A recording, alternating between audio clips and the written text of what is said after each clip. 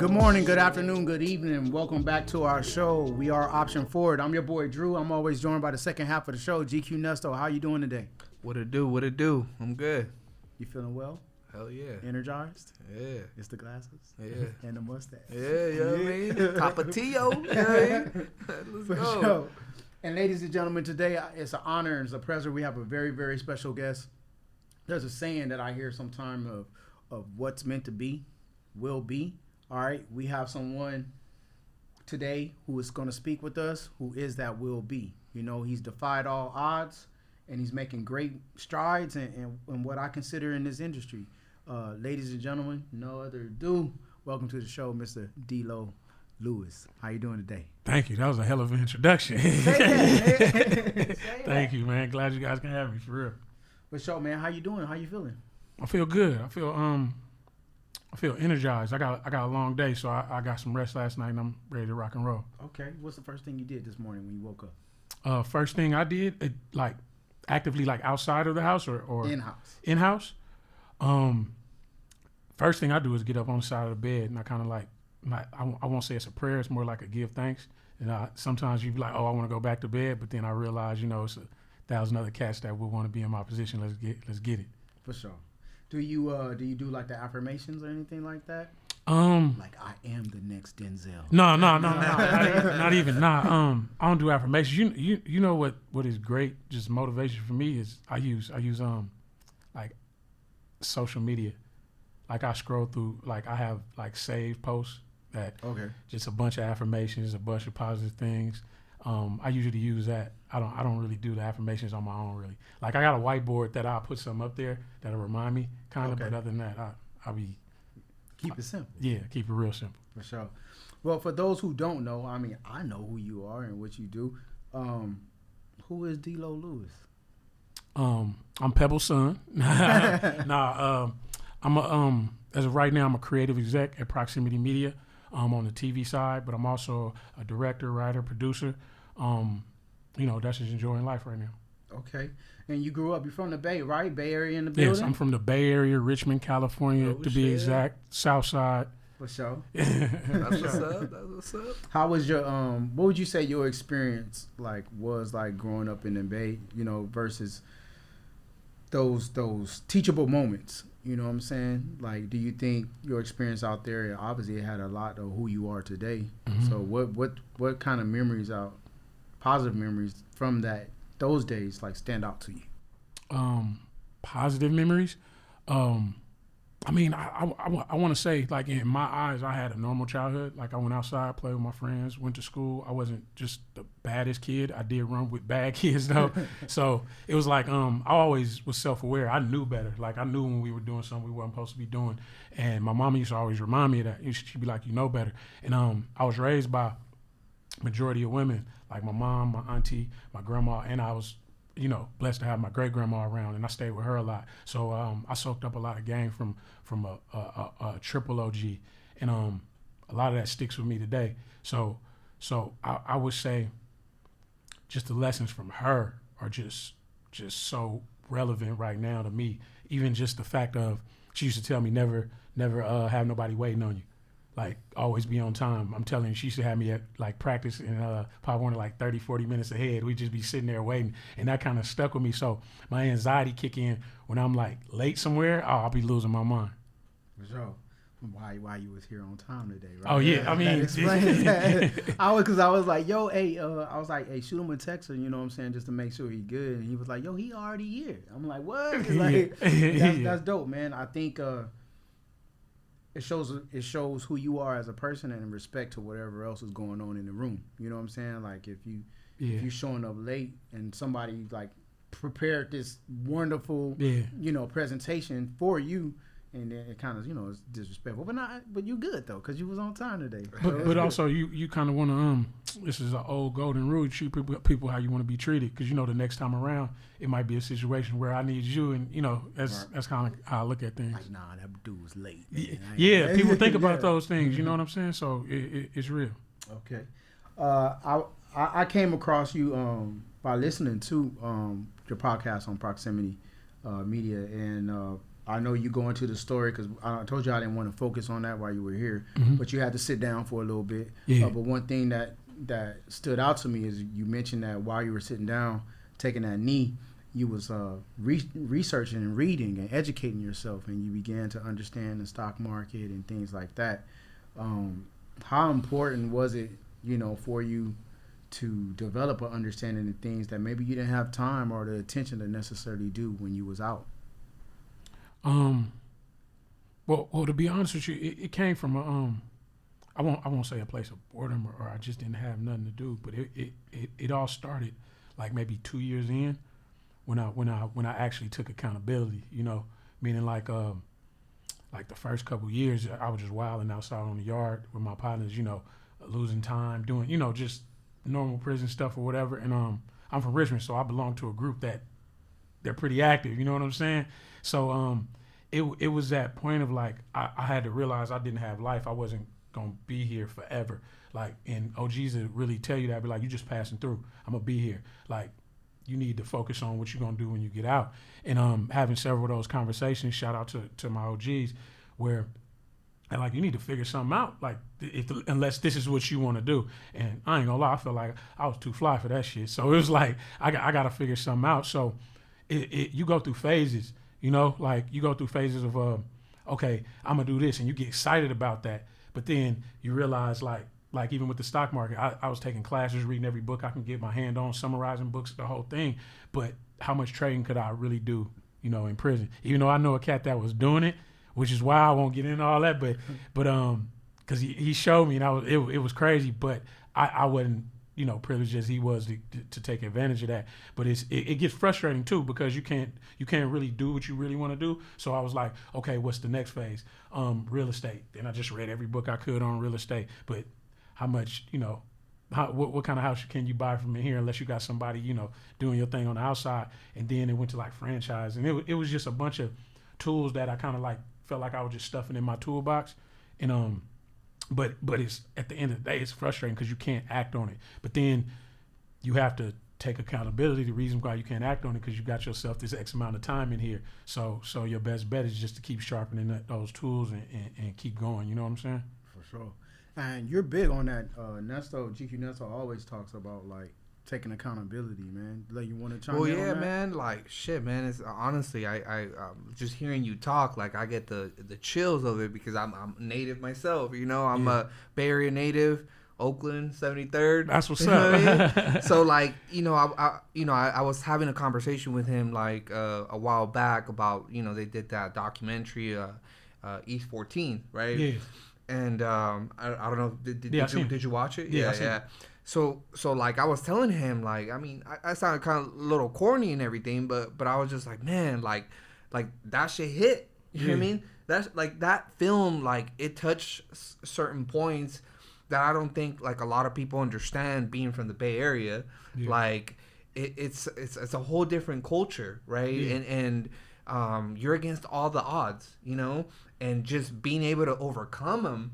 It takes a village, what I mean? Like, you can't do it on your own. So it just, it's pretty inspiring. You talk about, how, you've overcome, coming from the Bay and just basically doing what you do, and like, I think it like, put it to you this way, like, we all need water, right? To survive, right? And that's what, kind of keeps us alive, right? And the same thing with the mindset, right? Mm-hmm. Like, you got to guard your mind, you got to basically be able to kind of put some sort of boundaries of what's coming in and what's coming out. Obviously, you want to be able to progress and have that information come in and learn from your mistakes, because those mistakes are the ones that make you, they elevate you if you approach it the correct way. So, like, in the Bay Area, you're basically, it's the system is basically made for you to fail. So, like, what is something that you guarding your mind from getting this information? What is one of the challenges that kind of helped you elevate and see the bigger picture versus, being part of the broken system? You know what I mean? Well, you talking about while I was incarcerated? Both, you know what I mean, in and out. Because what really is the difference? It's a struggle either way. You know what I mean? Well, I mean, before I went to the pen, I was wilding. So it was like, I was living Grand Theft Auto. I was like, I want it all. I'm out here. I wasn't always a tough guy, but I was always willing to go the furthest or willing to take it to wherever you was willing to take it. And that's kind of like a gift and a curse, because it's in a sense it's a self-destructive, trait. But like in prison though, one thing I say, it takes a village. It starts with you, but you gotta understand it was 100 cats in there that used to be like, hey, ain't you supposed to be in school? Because I would start taking classes. They'd be like, I'll be like, I'm on my way right now. I'm on my way. Or why you ain't in school? Like, people really, hold you accountable for what they see you trying to do. So not only was it a challenge to keep that up, but also it was a village that helped me out. So it wasn't like I was doing it all by myself. It was cats that was taking classes with me, cold-blooded murders. You know what I'm saying? We in there having study groups in the day room.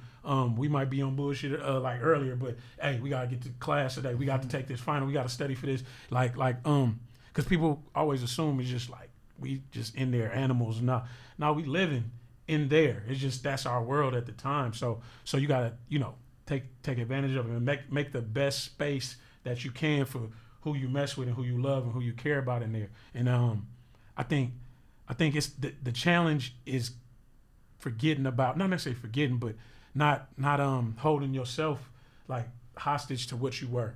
You know what I'm saying? You might have done all this, you might have been all that outside into somebody else, but like you got the opportunity right now to change it, like today, like right now, taking this one class, this one homework assignment, not going to do some dumb shit today, but instead, going to work out or something like that. But that's that accountability, holding yourself, to a higher standard. But I mean, speaking of that, like you say, like how was, because at times like it doesn't necessarily have to go to that extent where you have to go somewhere where your freedom is taken away. But I think some people or most people struggle with forgiving themselves. Yeah, you know what I'm saying? Yeah. So like, was it easy for you to get to that point to where you were like, yo, like my past was my past, but now God is giving me an opportunity to just change it, but it doesn't like haunt you sometimes, like dang man, I was that dude, but I'm not him today. You talking about like present day, like day. now? Yeah. I'm in and out of it. Like sometimes I can handle it. Sometimes it's tough because, I mean, you see what you could be doing, which obviously had to jeopardize your freedom, and you see what, and I don't care what nobody say. Everybody like, hey, don't pay attention to what nobody else got. It's not about what they got. It's about what you can do to get it. You know what I'm saying? And what you can have, and it's not a jealousy thing. Everybody's not getting jealous just because they look at what somebody got. Because more so, it's inspiring. Like if I see you doing great, I'm like, oh, I can do that too. Oh. But what you're doing is not it's not productive for what I'm trying to do. So I'm, like I said, I'm in and out. I just, like I said, I'm self-aware. So I'm always like, all right, you know what? Happy for blood. You feel me? He doing his thing. I'm over here. And it's kind of like staying in your lane type thing, So, yeah, I realize it. I see it. I know what I used to be. And I don't think you, as at your core, I don't think you change too much. And like everybody used to ask me, they be like, you think all that time changed you? I'm like, nah, I'm still the same person. I still like money. I still like women. I still like having a good time, but I just don't go I don't go about it the same way, Sure. You pick a different way to go about those things, or not even dealing with a bunch of women, or actually trying to find something that makes a lot of money that you can do legally. You know what I'm saying? Easier said than done, but in the simpler terms, that's what I mean. Like redirecting your energy. Yeah, 100%. Yeah. Sure. I got some. Like, I think. I mean, and this is something I just basically just ran into the other day, and then like I was just like, man, this is like, it was impactful, but like, there's basically 6 components, right, that you need in life, right? Mm-hmm. One of them is certainty, right? Mm-hmm. Being certain about stuff, right? Yeah. You also need the uncertain, right? Significance, love, growth, contribution, Mm-hmm. which one would you choose, and in what order? Ooh. Say it again. So you got certainty, Mm-hmm. uncertainty, significance, love, growth, and contribution. Man. And these are the things you need in life. Yeah. You need, and you telling me to pick one or Pick them in order. Like how would you? Let me. Let's do it. Let's do it. Okay. That's.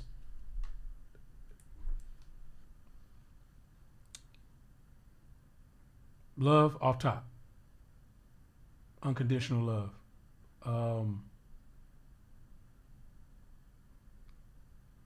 That's a great question, bro.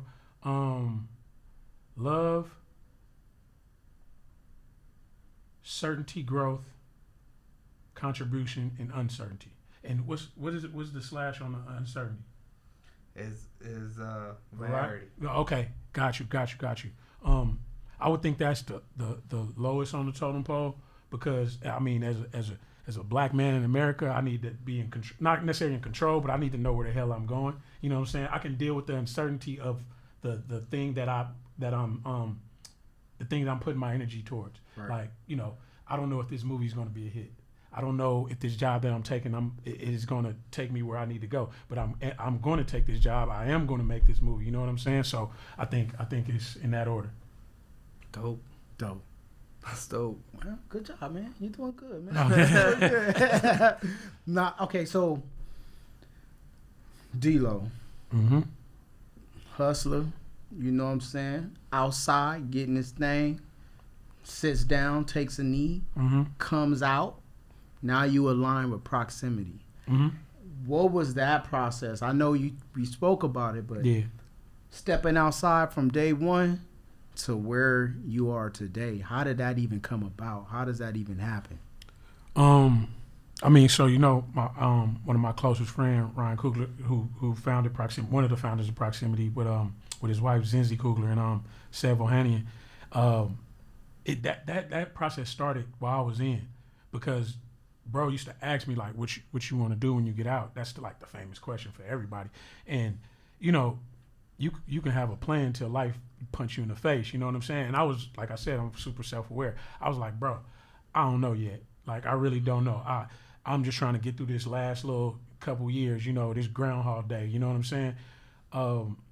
But I think he kept in mind that because he asked me, he was like, you think you want to, you know, jump into this industry? I'm like, I don't know, bro. Because I don't know nothing about it, but that's that uncertainty he was talking about too. It's there. It's gonna be constantly there. We didn't sweat it. He didn't sweat me. Nobody really gave me a hard time besides myself about what I'm gonna do when I get out. So when I finally did come home, I'm gonna keep it a buck, bro. I came home with a few dollars because I went to fire camp, and I saved up money because the money people were sending me, I didn't have no drug habits or I only spent money on food, tattoos, and like alcohol here and there. That's it. So I had money when I came home. Had a spot to stay.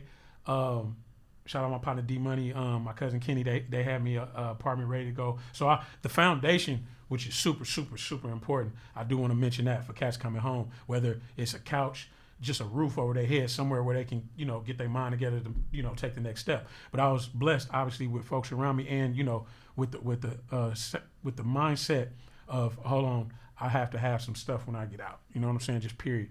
So when I came home, I remember everybody was happy.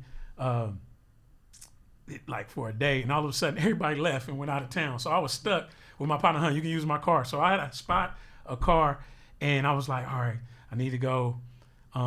It was certain little things you got to do when you get out, you know, get your social security card, things like that. So I was doing that. But what I realized, I was like, hey, you can ride around and deliver food, and they was like, yeah. I was like, I used to ride around and sell drugs all day. I can do this easy. I was like, it ain't gonna bother you. So that was like my first step. I was like, okay, boom, I'm making a few dollars. And I shit you not, I used to ride around for like 12 hours for $100.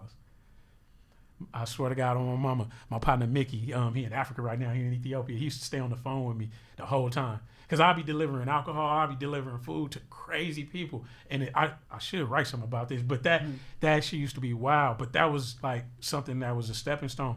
And obviously, bro, we kept in touch, but we never really talked about me coming on to be which I would be his assistant. It was about I don't know, maybe a couple months. He was like we talked about me being his assistant because his younger brother, Kenan Cougar, shout out Kato, was starting to write, and so obviously he was going to leave his desk, and he was like, would you want to be my assistant? And I was like, hell nah, I'm not about to go get your coffee. Like, I'm older than you. But me just taking it, one step at a time, having time to think about that decision, because I was going, like, I'm hustling every day. I'm doing DoorDash, Uber Eats, whatever. And I would just be between deliveries. I'm just thinking, I'm looking stuff up, Google. I'm really, really every time I'm sitting down, getting a chance, I'm figuring out what the next step is, or, what direction I'm about to take this. And what happened was I just made an executive decision one day. I was like, you know what? Who better to be under than Ryan Coogler? You know what I'm saying? Because you got to understand, when I was in the pen, I didn't really know the magnitude of who he was out here in the world. I mean, I knew he made movies or whatever. When he was making Creed, he was like, yeah, I'm making this little boxing movie. I'm like, yeah, that's cool. Hey, I need some money for us. So it was just one day I was like, you know what? All right, I'm gonna do it. I don't know shit about being an assistant. I don't know nothing about the movie industry. I don't know a thing besides how to watch them, and it was crazy because I just didn't have any experience, and that's that uncertainty again. But it was growth also, and love from my partner to give me the opportunity to do it, because I know he like. Bro, I know he in the back of his mind, he was like, oh, here we go again. Because I don't think his brother had any experience neither. But Kenan, he came out a dog. So what I did was call Kenan and ask him a million questions. Like, as an assistant, what do you do? Like, start of the day to the end of the day. And he kind of just gave me the game, and I just took it and ran with it. That's contribution. Contribution, yeah. That's what I'm saying. So yeah, that was how that started in, like, I want to say January 2019. Okay. Yeah, that's when I started on Space Jam. So coming out, stunt, I ain't even no light stunt. Space Jam, make sure y'all catch that. All right? But like coming out and being Ryan's assistant and being new to the industry, how important was that observation factor? Like, I can give you an Excel document, Word document, or whatever. That, hey man, like at 6:06 in the morning, I'm normally doing this and doing that, but actually implementation is different. So the implementation, I would say, comes from, all right, let me observe what somebody else do, or how to conduct myself. So how important was that for you in your role? All right, so I'm gonna tell you like this. Off top, pulling on the Warner Brothers lot in awe. Like, the lot looks like a movie set. Like, you know what I'm saying? Like, people go, like, say if you driving down the driveway and there's people carrying ladders, people carrying stuff this way, it was really like that. So I'm blown away off top. So what I did, my partner Desi Gallegos, he was an assistant at the time. He was Seb O'Haney's assistant.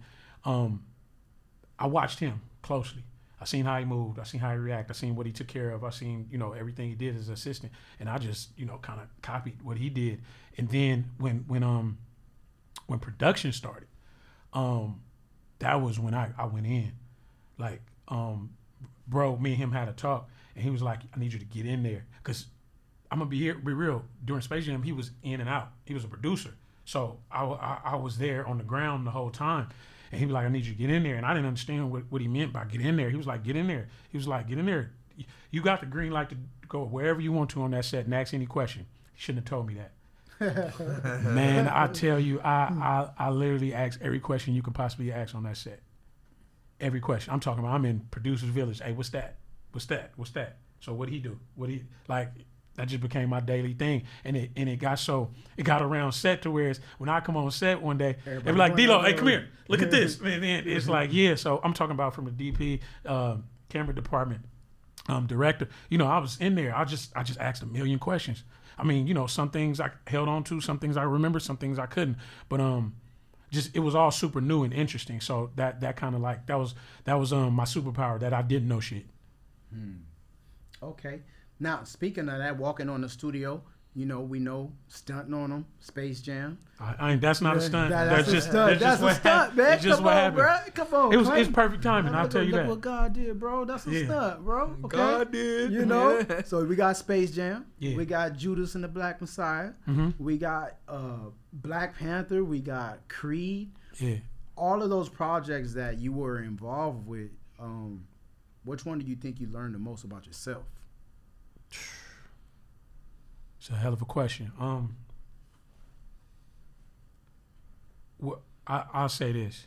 I can't cancel out none of those projects because they all played a significant role of the trajectory of my so-called career in this industry, because at every different point in time, I was in a different space, and I figured out what I didn't know at each project. You know what I'm saying? So like Space Jam, I didn't know jack. So I had to figure out the basics of a movie set, the basics of how things function. Judas and the Black Messiah, it was another space I had to navigate. I ended up becoming, like when we went out there, Ryan produced, he was out there and he left. And he was like, all right, I'm gonna leave you out here. I'm like, leave me where, bro? like you gonna leave me in Cleveland? So he did, but the thing what happened is I got close with Chairman Fred Hampton Jr. and we just kind of hit it off because, you know, our backgrounds, whatever, and I became like the liaison between him and Shaka King. And all I did, my job was basically go through the script with Chairman and then go to Shaka with the notes, and Shaka would tell me what he can't do, what he can do, and I had to go back to Chairman. So I was going back and forth. And he's too big personnel. I got the director of the movie and the person who they're making the movie of their father. I'm going back and forth between them. And shout out Desi and Seb too, because man, I'm talking about meeting after meeting of, you know, trying to navigate this space and make sure we make this amazing picture. And then when Wakanda Forever came, you know, it was a super surreal moment because I was locked up on the first one. And you mean the film 800 million gross? 800 million worldwide? you're just casually just throwing that out there. But the thing was 800 mil? No, it did nice. It did great. Yeah, the first one I wasn't a part of did a B, so it was like, but I used to call in and like Ryan and Kenny used to be busy. They'll just pass the phone around. So I'll be talking to everybody on set. And the thing was, when the second one came around and I was able to work on it, it was just like, and people already knew who I was. They was like, D-Lo. It was cats walking over. You don't remember we talked on the I'm like,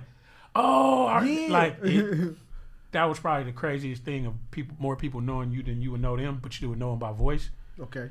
And like that was just special, and I got to work side by side with my best friend. Sure. That was dope. We couldn't stand each other. Hey, I remember we was riding one day, and he looked over me. He was like, "Man, I'm sick of you." I was like, "I'm sick of you too." We just went to work. But I say Creed was wild. Another space because I don't know whether people know it or not that the storyline is inspired by me and Ryan, our friendship. With one cat, you know, going to become this great thing in, you know, entertainment, and then Damian Anderson, you know, going to do some time and getting out. Obviously, we never boxed or fought or nothing like that, but it was just the way his brother Keenan Coogler and Zach Balin co-wrote it, and that's kind of like the storyline they took, and they just ran with it and made it, you know, an amazing story. Shout out to those guys. But the role I played there was a cultural consultant, so it was me and Jonathan Majors, also Michael B. Jordan and Keenan and Zach, like creating this character. You just chilling in the room with these guys. You know what I'm saying? Like giving them suggestions. Like, well, I won't say giving them suggestions, but more like it was a teamwork thing. Like, okay, we're trying to take this character there. What would happen to him if he like when he's fresh out, basically? How would he feel? So I, you know, give him what the emotions I felt, like what I was going through, what I was feeling, where my mind is at, and all that. And Jonathan Major just soaked it up. He was soaking shit up left and right. He's so good he's so great of an actor. It was things I wasn't putting down that he was picking up. I'm talking about mannerisms, meaning like how I was standing, how I was walking, how I talked with my hands, or how I just associated with people. And the big thing with me and him was space. Like in the pen, space is everything. Like it's certain spaces you can't go that will probably cause a riot if you did. Which is a security thing. So I explained that to him, and you can just tell he just ate it up, bro. He was bro. So I'll say a lot more of me would be in that movie, you know. And so it was like I started off as a cultural consultant. I think towards the end of the movie, they ended up giving me an associate producer credit. So I was super excited about that. Dope. Yeah. I didn't know what the hell it was at first. I was like, so what that mean? I was there to work, you know, I wasn't tripping, but I mean, you know, it's a stepping stone, you know, learning experience, stepping stone. But like I said, all of those experiences just got me there. So I can't really single one out because it was so big to me. So do you think that working on that film was the most challenging, like pre-production, the pre-production phase, setting everything up before you hit the ground running, actually going to film? With all the research and I say this. So and I can't be selfish. And the reason why I say this is because the prep for Wakanda Forever was on another level. And then with Chadwick Boseman's passing, it was gut wrenching. You know what I'm saying? So I'm watching all these people deal with his death that, like, I wasn't there on the first one. So I met him before. I've talked to him plenty of times, but I didn't work with him. And I can see how his death affected everybody on set that did work on the first one. That was tough to watch my bro deal with that and actually like come back and create another story without him. That was tough. Like I said, I'm getting chills right now thinking about it because I remember the day it happened. I remember how it happened. I remember they went to go visit his gravesite before they start shooting, and I kind of felt like out of place going with him. I actually stayed back. He was like, "You come." I'm like, "Nah, bro. I'm gonna sit this one out." And he understood. Like, you know, you don't want to. I won't say make people feel uncomfortable, but I just don't want to overstep my boundaries. You know what I'm saying? It's a space thing. I'll let y'all deal with that. I support y'all 1,000% because when y'all come back, I know what y'all about to deal with. So that was tough. But the prep for Creed 3, I was unpacking shit, meaning like I was seeing Jonathan Majors do things on screen. I was like, damn, I look like that. That's crazy. Like, you know, you had this prison stint on you that you don't know you have. Because I used to, my partner Tay, shout out Tay. I was like, bro, you walk like a prison cat. He was like, you walk like a prison cat. I'm like, nah, I walk like a player, man. But yeah, you don't know you pick up those characteristics till somebody else see you, and you go out in this real world. People don't walk with their chest out like that. People don't walk with a bunch of bravado. You know what I'm saying? Whether if it's a defense mechanism or it's actually you, you're around people that don't do that. And when somebody else sees you do that, and how Jonathan picked it up, you know, it's amazing to see. But it's also like, kind of like, okay, maybe I need a little therapy. But what is it that like what helped you like be able to be mentally in shape to overcome all the bullshit? You might have to bleep this out, but just saying fuck it, let's go. You know what I'm saying? I like, I've been doing that since I was a kid. I got this thing where, you know, let's say you're going to do something crazy and you get the butterflies. I don't care how tough you is, you get butterflies. Right. Like, unless you just batshit crazy or something. I always, like I said, I knew what I was doing. I'd get these butterflies, but I also had this fuck it in me. Like, once fuck it, I'm on. It's time to go. Like, and I've been using that for years. And like, even with, you know, coming on podcasts or whatever, you know, I don't care. I get nervous all the time. Like, I get anxiety. I'll say that. But I also treat it like excitement. It's kind of like the same thing.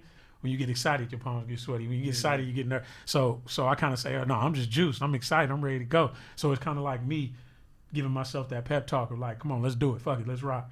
Like I know I don't know it, but I'm going to figure it out. You know what I'm saying? What's the worst that can happen?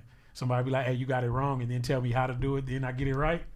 You know, so that's how I kind of deal with a lot of stuff. So, man. So what you just saying, it kind of like, I don't know if it actually, it's probably the same mentality. Like, because I'm pretty sure at times you sit on your couch and you think about what you've accomplished in such a short amount of time. And it's not even that it's undeserving, because wherever you're supposed to be, you are. Yeah. You know what I'm saying? I strongly believe in that. But like, I'm pretty sure there's a lot of like closed door meetings, and you have, you know, the privy to attend those meetings, and you're sitting in there and you're just like, dang, well, I didn't go the traditional route that most people in this room did. Like, I don't belong here. You know what I'm saying? Like, how do you get over that? First, you acknowledge it, I think, now. Like, because I've been dealing with that for sure. I think you acknowledge it first. And then I also tell your village, because there's a lot of people who tell you, hell, like you just said, yeah, you deserve it. You're supposed to be there. I mean, you know, hey, things didn't happen the way it was supposed to happen, but you at where you at because of who you are and what you've been through and what you're dealing with, like how you handling things now. I don't have a perfect like solution to overcome that, because I think you have to deal with that. But I think everybody does, you know, like just some things are way more serious than others, you know, but I don't think I'm ever not gonna think that, but I also think that's like fuel for the fire, you know. Does it ever get gangster in there though? As far as like in the what, like physical? Yeah, or not even business. It's like man, like a conversation that you think would be had out on the streets, but we have in this luxurious boardroom. Like, dang, I didn't even know they went that far. I'll tell you this: things can get super like passive aggressive, but nobody gets super. I've never been around with anybody got just super out of control. I like just where people got to hold each other back almost. No, I haven't. That's the movies, man. Some Suge Knight shit. That's the movies, man. Nah, people voice their opinion. They say how they feel. I've heard somebody just sternly talk to somebody about what they think, what they believe, and what they think should happen. But most of the time, you know, things are handled diplomatically. Like you know what I'm saying. I haven't seen nobody get up and just storm out of a room or not. It doesn't get crazy like that, because you got personalities, but you also got these professional people that deal with millions and millions of dollars, and all at the end of the day, everybody wants the same thing, to make something great. It's like some Jay-Z shit. Like we're making money. Like fuck whatever. Well, it's not even people saying, "Oh, we making money." Listen, no, it's you gotta think I'm dealing with creators. They like to create, and they like to create great shit. That's the point. The money gets taken care of by the producers, the studios, and all that. The creators, they're trying to create something memorable, something that's everlasting, something that people's kids will watch or get to experience later and get that same feeling that they had. So I think it's a passion thing more than anything. The art part of it. Yeah, right? Yeah. So I've been in the rooms, and of course I've been in the rooms where people discussing money. You know, that's dope to me. I was like, ooh, we over budget. How much? God damn. Yeah. So I mean, it's dope to just like you said, to be able to experience all that, because I never thought I would be. You know what I'm saying? So it's just I love how passionate people are about what they do. Okay. Now let's lighten it up a little bit, man. You come out, you know what I'm saying, you get the role of a lifetime or with because of your association, your friendship with Ryan. So let's talk about that luxury lifestyle. Not necessarily what he do, but like you going to your first party, your industry party. Like how was that? You ever been to a party like that? Like your nightlife experience, like being out here. Rubbing shoulders with Canelo and shit. Yeah. Oh man. You know? What I'm trying to think. The first Hallie walking by you, you know, like, hey, sexy. Yeah, like, no. Hallie know who I am. Okay, so first off, worked on Space Jam. I was every day with LeBron James. He's my favorite basketball player. In his camp. Shout out Randy Mims, Chris, Mav, all of them. Like they come to set, you know, and you know they cats like us. It's just, you know, they doing great things. That's all it is. That was dope. That was just amazing to see how down to earth they were. You know, just how regular they were. They listen to Bay music. It's crazy because, you know, cats in Ohio, they listen. The Jacket used to go mess with Pacino out there. That was dope. And because Rich Paul was like, I was like, bro, you don't know nothing about it. They really listen to it. So that was dope. But I guess the biggest, I say I went to the Gold Party. Jay-Z throws every year after the Oscars. Like it's nothing. So what happened? How this happened? Bro, I don't know if that was bro first time, but he went, and I had. So I got to go back because this is how it happened. Come on, we ready. Ryan and Ho was talking about me and how I'm coming out and how he should try to help me, you know, get situated. Emory Jones, who is Ho's best friend, came out, did a wild story about that. I remember when he got out, I was walking around New York with two of my partners, and we was like, man, that's crazy. I wonder how his life would change when you come out and realize your best friend is like the biggest artist in the world. Fast forward, they felt it was good that me and Emory meet. And so I meet Emory, and we just chop it up about coming home, the steps that you got to take for yourself. OG just give me good game, man. So, that down to earth dude, he didn't deal with it. He didn't walked off 10. Shout out to Emory Jones, Vegas Jones. He Ho was like, and then this is not a stunt. I'm just telling you what happened. Okay. Ho told Ryan, he was like, hey, tell D-Lo to come to the party, and bro was like, hey, Ho said you should slide to the party. And I'm like, me? I'm like, yeah, for sure. So I go get a tuxedo and all that, and so we slide to this party, and it wasn't a person that I did not want to meet there. Like, it was I'm just getting introduced to everybody. Oh. Like, it was, I'm talking about, you name it. I'm not even gonna just drop names. You name it, they was there. Wow. I say the craziest thing to me was, I remember I backed up and stepped on somebody's foot, and I looked back, and it was Jeff Bezos. I was like, he was like, oh, don't worry. I'm like, I apologize. And Ryan tapped me. He's like, you just. I'm like, yeah. It was crazy, but that just goes to show you, it was a room full of people that were very successful, that take their jobs very seriously, and they're not playing around. So I felt like that energy, kind of, you want to take that and rub it off on yourself. Like, hey, I'm gonna figure out what I'm gonna do, and I'm gonna be serious about it. Because I'm already standing with them. And it's not necessarily a competition. It's more like we're just trying to be great. Like you said, it's not even about a jealousy. Nah, it's just trying to be great. Motivation. We're trying to be great. If they can do it, I can do it. Yeah, trying to be great. What's possible? Yeah, for sure. Speaking of, you're a creative, man. We ain't even highlighted on that. We're gonna touch on that, man. You're creative yourself. You got a project entitled Shoebox, correct? Yes. All right, let's talk about that, man. What is Shoebox, man? Well, Shoebox is a short film that I wrote, directed, and also shot like 95% of it already. It's a story about a young dude. It's a coming of age story it's 2 parts.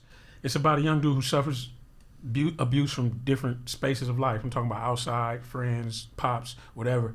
And ultimately he has to make a decision. He can't take it anymore. And he goes to get a gun. And he has to make a decision if he's going to shoot this person that did something to him or not. And when we get to that point, we're split into 2 realities where we show if he did pull the trigger and if he didn't pull the trigger. Okay. I write from experience. Not saying that everything about the movie is mine, but I've been on both sides of this mirror, if you want to say. Because in the movie, I play with mirrors, where when I was in prison, like, you look in this mirror and you get stripped down from to your core. Like, you know what you did. You know what you didn't do. You know how tough you are. You know how tough you're not. You know what you did in certain situations that other people won't know about. This mirror, you can't lie to this mirror. Even some people do, sometimes you have to lie to yourself. but for this purpose, it was like this character I created. He can't lie to himself. He knows what's going on. So on the other side of that mirror is when he doesn't pull the trigger, and he knows that he could have, and he know where he can be. And those two realities kind of meet each other. Like, and this person knows that he could be free if he didn't pull his trigger, and this person knows that he can be in jail for life if he did. So I'll kind of play with that split screen aspect. For sure. Yeah. So when it's gonna touch the silver screen, man? What's the process? Where we at? So what's crazy is, like, I've seen bro Ryan, like, go through his process on like a humongous level. You know what I'm saying? And it felt familiar. It felt like deja vu, and not in the sense of me being in his shoes, but actually, because I used to be right there with him when he go through these scouts and people asking him a million questions. Now all of a sudden people asking me these questions about what I need and what I want and how I want this to look. And it was exciting, because I was like, oh, my time. Yeah, okay, it's on me now. It's on me. Yeah. And I learned a lot more from watching him than actually. Yeah, I asked a million questions, but I learned a lot more watching how he moved, how he treats his cast, how he treats his crew. And it ain't a person on this earth or a person that's done a project with him that'll say something crazy about him. because he treats people like he wants to be treated. He's a stand-up dude, and you know, it's like you're not looking to leave bad taste in people's mouth, because that means they're not going to want to mess with you, or that the word travels where you're trying to get something or work with somebody, and they was like, oh no, I ain't trying to do that. So I came up under him with that. So I kind of carried that to my project, and that process was like, this is my first one and I loved it. So I can only imagine once I get a hold of actually knowing, because in my mind I still don't know what the hell I'm doing, but I feel like if I get a grasp on something, in like my third project, my fourth project, and I'm coming in there, oh yeah, this, that, and I'm directing traffic like it ain't nothing, I think I can be able to be like, okay, yeah, I think I'm falling in love with this. I gotta ask you something. Like, what is one book that helped you through this process? Through which process? Like life, period. Like life. Like. Ooh, man, I've been to the pen. Yeah, I done read 1,000 books, man. I'm pretty sure you. I didn't read a million. But books. Which one hit? Like, this is something that basically helped you shape your decisions. I can't narrow it down, because Autobiography of Malcolm X, that changes your mind about who you are and what you are and how you carry yourself. And was it Outliers? Malcolm Gladwell. Get your 10,000 hours. You know what I'm saying? Yeah. Like that rang home. Like, you know what I'm saying? Like, get your work in. Like you ain't. Like I say this, and I heard somebody else say it, because I kind of got it from. It was like, you ain't gotta be great when you start, but you gotta start to be great. Like, you feel me? And a lot of people have a problem just taking that first step. So that 10,000 hours meant a lot. I don't know if you can count them, but you know what I'm saying? It's like, get it in and don't look up. You know what I'm saying? Just keep going. What's another book? I'm gonna just give you one more if I can think of it. Yeah. Bro, I read so many books. Like I still read today. Like, what I'm reading right now. I'm reading Jay Prince's autobiography. Respect. Is it good? Yeah, it's starting off cool. It's like I got to dig into it more before I just stamp it or something like that. For sure. But just I like his mindset, you know. Like he always thought he was gonna be a boss. He always thought bigger than what he was. You know what I'm saying? And if I feel like in some instances you should adopt that. You know what I'm saying? Don't. I guess I can stamp it. Don't limit your possibilities. Think big. Hey, that's straight up destiny right there. You know what I mean? Because I'm a huge Jay Prince. For real? Yeah, rap man. a lot. Like, I got Jay-Z, and then I got Jay Prince. Man. You know what I mean? And that's like, that to me, it's like, I feel like the way his mindset is just like, there's no room for failure. I mean, it's like, it's what's gonna happen. It's what's gonna happen. And that's some like boss shit. Like, even though he might be going gangster on shit, but like, respect. You know what I mean? Like, that's the like, name of the book. It's those are values. You know what I mean? Yeah. Those are like being being your own man. You know what I mean? Yeah. So I guess I adopted the value. I mean, I've been adopted it, but what I'm saying is like it's a thing about thinking small. Okay, I'm gonna just do this, or I'm gonna just like who's doing the greatest in this field that I'm doing? Everything else is irrelevant besides trying to get there and trying to get past it. You might fall and slip here. You might not have the funds to get this done here. What can you do with what you got so you can make the next step to get there? You know what I'm saying? You're always looking to progress and not be stagnant. So I feel like a lot of people put that ceiling over their head, and then, you know, it kind of affects your mood. I mean, we all human, I understand it, but like I said, I'm self-aware. I realize when I'm thinking like that, okay, what's bigger than this, or what's the next step? You know what I'm saying? Sure. Steep. Yeah, I like this. No, but so how are you dealing with like the outside pressure of, you know what I'm saying, people recognize you now, you know what I'm saying? No, the people don't recognize me. You know what I'm saying? People don't recognize me. They like, you know, or they hear you associated with someone, and you got little baddies coming up, and you don't know what their intentions is. How do you filter through all the nonsense of like, yo, you only talking to me because you think I can get you somewhere? All right, I'm gonna tell you this. So somebody told me, I'm not gonna say who. Somebody was like, hey, don't hit nothing on set. I said, whoa, wait, what you mean? He was like, don't do nothing on set with no woman on set. That's a sense of self-control, respect for yourself, accountability, all that, because you don't want no mess going on where you're working at. Right. I kind of carried that everywhere after that. Of course, I'm a dude. I see women that are beautiful that I like, but I feel like I got a greater goal. You know what I'm saying? I always got to say it's something bigger. You know what I'm saying? Because the thing is, you choose her, it's gonna be another battle. Now I'd rather just hold off and tell it. It's always gonna be another battle, bro. It's always gonna be another battle, and I promise you.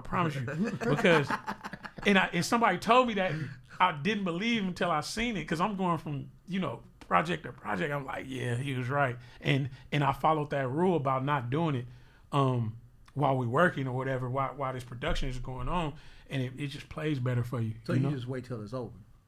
I knew you was gonna say that. Nah, you try to. If it's over, you try to get out of town. That's what you got. That's what you got to do. It's time to go. You don't hang around. You go to the rap party and you shake. But everybody's human. You have some fun, but make sure you having fun when the job is done. Okay. So it won't cloud the vision or have you in some mess that you don't need to be in. That's gonna stop you from being. So how you filter that? Like the one she ain't gonna get called back. You know what I mean? Like what? I see her. Oh in the man, project, come on, you you know what I dogging mean? them out like that? You can't. Come on, man. I'm getting a little too old to be ripping and running the streets like that. So no, but to actually say it, I'm not that known. I'm not that out there like that. I mean, folks know me from work. That's not the goal though. So it's like, I want to be. If I want to be known, I want to be known for the work, and I'd rather somebody hit me like, hey, I'm trying to work, and whether I can work with them or not, you know what I'm saying? I appreciate that notoriety, So, and I can deal with that. Okay. I can deal with that because that's more so, like even some cats hit me be like, hey, I just want to have a conversation, just talk and see how you navigated your space, what you was doing. It's cool. That's fine. You know what I'm saying? Somebody gave me the game. It's only right for me to pass it along, or even just the ear or some advice on something. So, for sure, paying it forward. What's that contribution? Contribution. Any projects in the Bay? Any projects in the Bay? I have an idea for a project in the Bay. It's provocative, but it's and I don't think it won't be frowned upon because it's our culture. But I can't give it up just yet because it's just in my mind. You know what I'm saying? And I really want to do it. We need it. The Oakland A's are leaving. You know what I mean? Yeah. It'll be a Bay Area project. For sure. It has to be a Bay Area project. So, yeah. What would you say to date is the greatest advice you've ever received? Someone has ever given you? I've had a lot of great advice. Y'all asking some tough questions. Y'all want me to narrow? Well, don't narrow it down. Just give one. Maybe one that just stands out.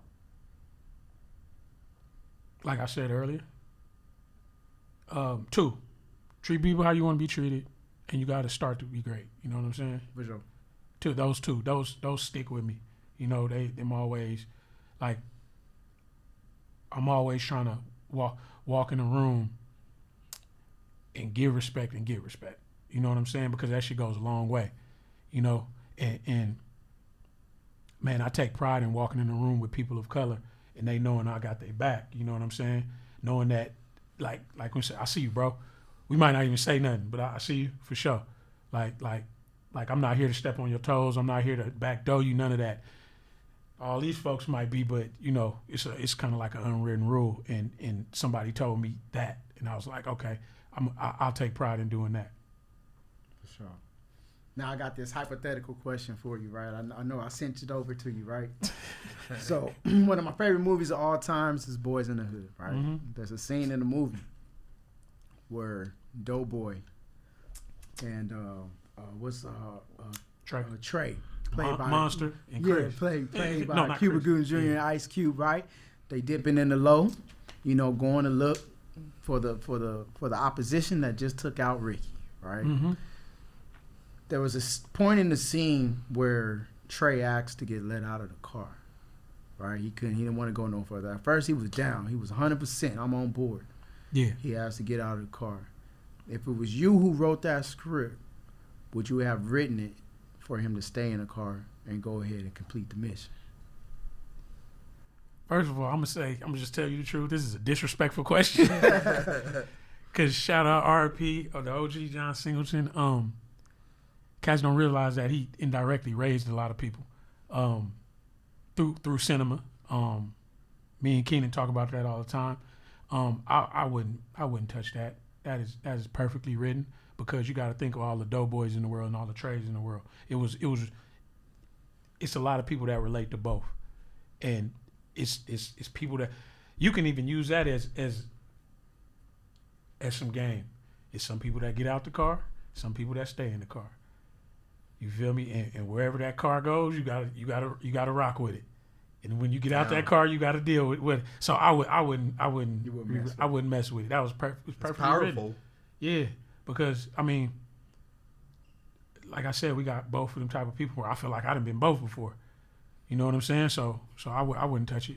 That was perfectly written. For sure. I don't know. It wasn't to say that it wasn't. No. I'm just saying it was. All I'm doing is saying it was like.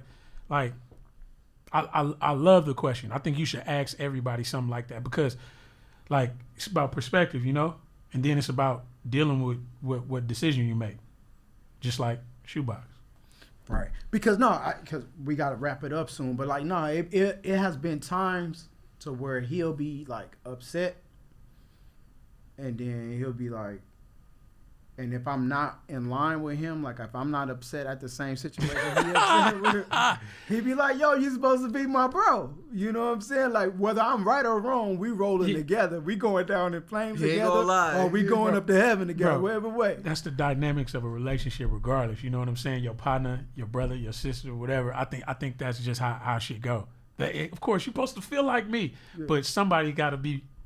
But you know, the crazy part about it is that I'd be like, I'm the type of person that I shoot first, then I ask questions after, right? So you're the wild card. But then you know, when then like I'm over it, then he's like, say less. I'm like, bro, I already got over it, bro. Like I already done the shooting. It's done. Like I'm not like I'm cool. You know what I mean? And that's kind of the thing that I'm like, bro. When I told you about it, like you know, because I don't know. I think I'm very. I consider myself very. Emotionally intelligent, bro, and it's all about like your gut feeling of how you feel about things, and sometimes it's like there's mad disrespect nowadays. You know what I mean? And to me, it's like I don't go out of my way to mess with people, so I don't expect that. You know what I mean? And he's like the logical person. Like he's like, bro, man, I'm gonna tell you like this, man. I got some game from Chairman Fred Hampton Jr. And he's just talking about the revolution or whatever, you know what I'm saying? Everybody plays a role. He's like, I don't expect somebody that goes out on the soapbox and talks to the people every day to go out there and go riot. You know what I'm saying? Everybody has a role and everybody should play it. When you start stepping outside your role, that's when, you know, kind of things get tricky. So if he's the logical person, y'all like water and fire. You know what I'm saying? And you the wild card, it's like that's y'all role. You know what I'm saying? If y'all understand that, I think y'all can knock down some doors. You feel me? Because it's going to be times where your expertise is needed, then it's going to be times where yours are, and then sometimes y'all got to throw a combination. So I think that's how you play that. Everybody has a role. No, and he's came through in certain times where he was like, let it go. And, like, I've never listened to somebody to tell me let it go. Because that's the last thing you want to tell somebody to let it go. Of course. You know what I mean? Course. So, like, he's like, bro, let it go. And I was like, all right, bet. And I let it go. And it just, it created a whole different mindset of how I was, like, looking at things. And like, that's, like, I'm appreciate about that. For sure. But, I mean, hey, you need that. You know what I'm saying? You need that. Good shit. Good shit. But nah, because he'd be like, okay, I don't want to stay on this too long. But he'll be like, bro, we going to war. Grab your knives, your spears, you know what I'm saying, your machetes, whatever you need, we going. And I'm like, all right, man, where they at? Where about to go? And then he was like, nah, it's over. I made up with them, man. We good now. I was like, you already got me ready. Yeah, I'm ready, you know. But it's definitely And I'll ask you this, man, but it's definitely to have like some sort of support system. And like you said, you had your foundation set from the OGs, you know what I'm saying, giving you that guidance and everybody else. How important is it, in your opinion, to have that team, to have that foundation, you know what I'm saying, especially when you're trying to do something that, in my opinion, it's not normal. You know what I'm saying? Most people don't wake up in the morning and be like, yo, I'm about to go work on the set. Like that is not even attainable for some people, you know what I'm saying, just because of their environment or their situations. But how important is it for you to have that structure? Okay, so what you mean by the structure? My structure, or you talking your about structure, your support system? Oh man, come on, it's invaluable. You know what I'm saying? Like I wouldn't be here without it. I wouldn't. First, I give credit to me for sure for making the certain decisions, even though I'm not perfect, but you know, I'm here, you know, but the people around me, I got partners, I got folks that, I mean, just the energy of holding you accountable. You know what I'm saying? You know what you're doing now, so don't fuck it up. You know what I'm saying? Mm-hmm. And like I said, nobody's perfect. We make mistakes, but it's always the bounce back of the intention has to be there. And if everybody has good intentions for you and you have good intentions, I think things work out. You know what I'm saying? That's when it's on you to hit the gas and go harder. You know what I'm saying? Sure. You know, so I think it's super important, you know, for lack of a better word, it's super important. I need it. I gotta have it. Do you feel like you're the chosen one? Hell no. I do feel. Because, I mean, all these blessings, right? Like, it comes with it all comes down to your character. You know what I mean? And so far, like, you know, you're a stand-up dude. So I think that all that comes with a price, right? I won't go as far as say I'm the chosen one. It's a lot of cats that's doing way greater things or whatever. But I think. But what are your odds, though? I think, you know no. Yeah, but what I say this, not the chosen one. I'm a person with purpose. I say that.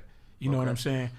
I know what I'm trying to do. I might not be the best at whatever it is I'm doing, but I'm getting that focus is narrowing. Like, oh yeah, I know what I'm trying to do. It went from, I want to do 1 million things to now 500 to now 200.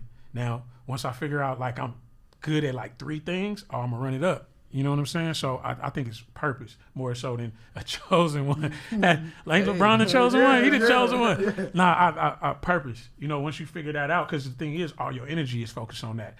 Everybody knows you're focused on that. So anything they can do to help you is like, hey, like let's say if you collect coins, like 10 of your partners are like, hey, bro, they're having a coin convention over here. I don't know what's going on, but you might want to go check it out. But everybody, all that energy is gonna start coming towards you. But that requires information as well. Right, so they wouldn't go and hit you up about them coins if they didn't know that you knew about coins. Because that's another thing. Like I think a lot of it has a lot to do, like I said, with your character, your ability to get information and turn it into something. Because like you know what I mean. Like nobody's gonna fuck with you just because like whatever. You know what I mean? I could have blew it a while ago, but I even asked my partner. I was like, hey bro, you ever feel like firing me? He's like, shit, I feel like firing myself. I was like, all right, I'm good then. Are you still doing, and correct me if I'm wrong, are you doing like the crowdfunding for Shoebox to get it edited? Yeah. So we pretty much almost done. We did a funding for post, which is sound editing, sound mixing, sound design, editing, festival submission, just getting it out there, getting exposure. You know, things cost money.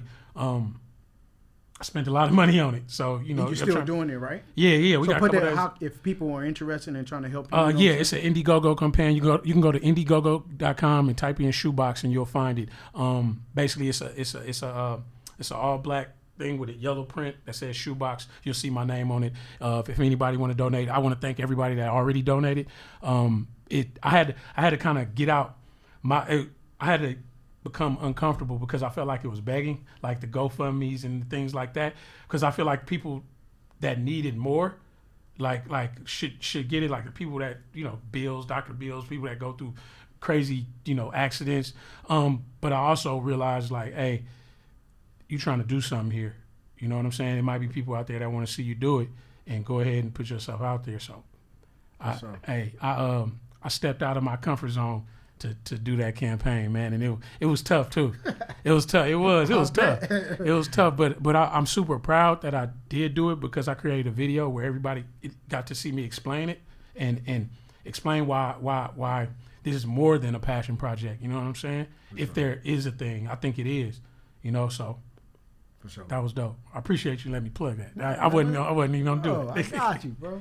Well, ladies and gentlemen, we're coming to the conclusion of our show. As we always do, we open up the microphones, the table, to our guests and to our hosts to leave any parting words with the listeners and the viewers. This evening, we'll start with GQ Nesto. Anything you would like to share? Shit, man. I just want to say thank you to all our listeners. Just keep following along. We always want to have some useful information so, you could relate. This is a marathon, so, keep it going. Mm-hmm. For sure. D-Lo, anything you would like to share? I want to thank all you guys for having me on the podcast. Sure. Appreciate you taking the time because I still don't be feeling like my story is interesting, but everybody seems to like, hey, it's dope. But it's dope to get on and chop it up with people, that we're not in a judgment space. So it's like, it's super dope for me. I can leave with the listeners. I know what I'm going to say for sure. Start pressing play. Everybody. No matter what you're doing, what you got going on, press play. I know it's scary. I know you can be timid. I know it's obstacles. I know it can be tough. I know it can just be tough waking up thinking about it. Start pressing play regardless. You want to make movies, go shoot them on your phone. You want to make music, you go to your partner studio, do it. Start pressing play because more action creates that energy that, you know what I'm saying? People around, oh, you rapping now, oh, you making movies now. Yeah, some people might joke about it or whatever, but it's out of 100 people, one person is going to be like, oh, they're going to ask you, are you serious? And I think that you press play or took that first step is going to show how serious you were, For sure. So I'll leave that with. For sure. And I would say they pretty much wrapped it up. I don't really got nothing to say except for, all right, in order to be great, you got to press play. You got to make that start. You got to make that effort. But we love you. We thank you. We see you guys next time. God bless. We out. Peace out. We good.